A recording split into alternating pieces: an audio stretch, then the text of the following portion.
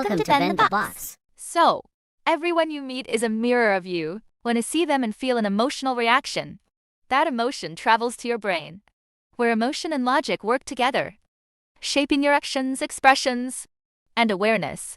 For example, if people around you are always complaining about others, and it really makes you uncomfortable, The mirror effect is telling you something. Deep down, you may be complaining about yourself. What you see them complaining about is the part of you that's unhappy with yourself. A lot of people get confused at this point. Really? Do I do that? I don't think so. to survive in society, to avoid being rejected, bullied, or judged, human nature created a social mask. People who truly know themselves understand that. It's just a mask. But people who don't fully know themselves wear that mask for too long. They think it is their real face, not a mask.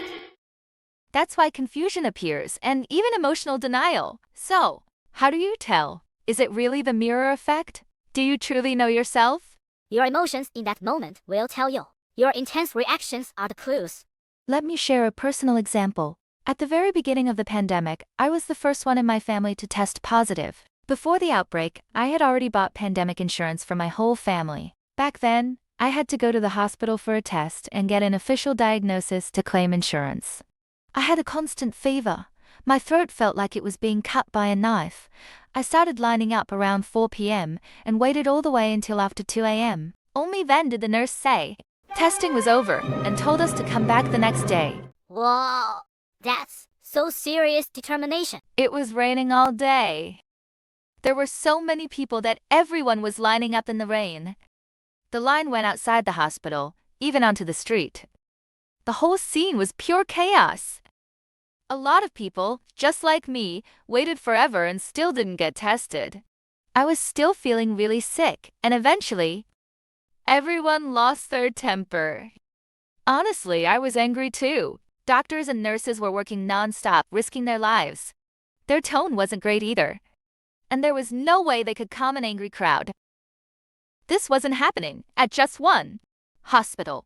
For me, for government officials, for everyone. This was a sudden situation the world had never experienced before.